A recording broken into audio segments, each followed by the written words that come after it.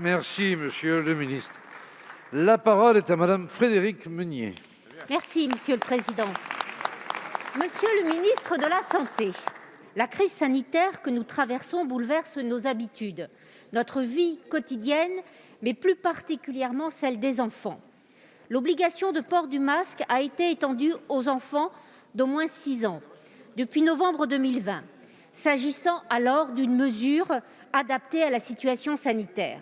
Cependant, l'OMS a listé plusieurs effets indésirables liés au port du masque.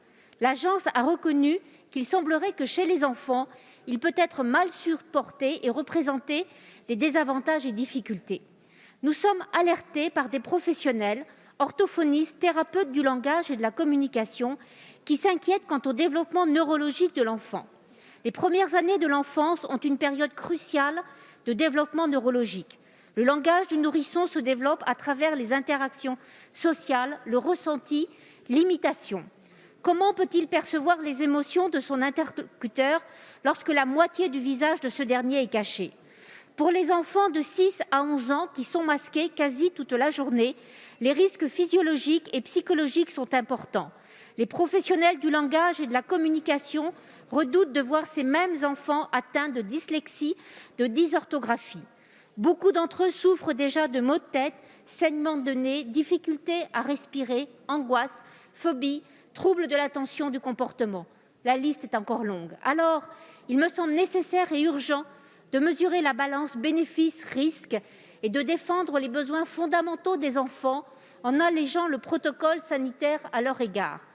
Monsieur le ministre, quelle est votre stratégie pour nos jeunes enfants quant au port du masque ? Je vous remercie. Merci, Madame la députée. La parole est à Monsieur Olivier Véran, ministre des Solidarités et de la Santé.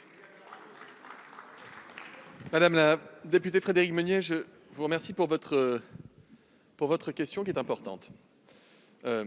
D'abord, vous rappelez que si nous avons rendu obligatoire le port du masque pour des enfants âgés de 6 ans et plus dans certaines situations, c'est avec l'agrément de la Société française de pédiatrie, sur la base de recommandations de l'Organisation mondiale de la santé et plus proche de nous, du Haut Conseil pour la santé publique. C'est une mesure qui s'est mise dans un temps ultérieur au port de masque obligatoire chez les adultes et qui fait sens, vous l'avez dit vous-même, d'un point de vue sanitaire, pour limiter le risque de diffusion du virus. Je rappelle que la semaine dernière, encore dans notre pays, 20% des contaminations concernaient des mineurs.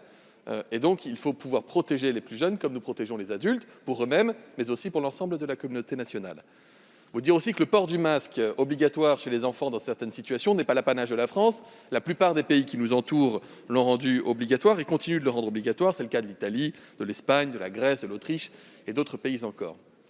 Si les recommandations de la Société française de pédiatrie nous ont permis de rendre obligatoire le port de masque, c'est d'abord parce qu'ils ont jugé qu'aucune contre-indication de nature dermatologique, pneumologique, ORL, phoniatrique ou psychiatrique n'était de nature à empêcher ce port de masque. Il y a évidemment des exceptions que vous connaissez, les tout petits, en dessous de 6 ans, et puis ensuite, nous ne le rendons pas obligatoire en toutes circonstances. Vous dites, et vous avez raison, Madame la députée, je le crois profondément, qu'il faut être très attentif à ce que ce port du masque n'ait pas engagé le développement de certaines capacités en termes de langage, de reconnaissance de langage ou l'apparition de troubles 10 qui pourraient faire suite à ce port du masque. Nous serons extrêmement vigilants et nous travaillons avec l'ensemble des professionnels, l'ensemble des spécialistes du secteur pour veiller à cela. Et enfin, pour répondre à votre question plus précise, jusqu'à quand le port du masque chez les enfants ?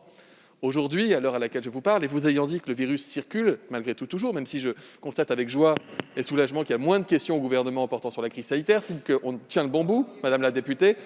Ce n'est pas encore venu le moment de pouvoir lever le masque chez les enfants, mais croyez-moi, dès que nous pourrons le faire, nous le ferons, et je pense que nous serons unanimes dans ce Parlement pour nous en féliciter. Monsieur le ministre.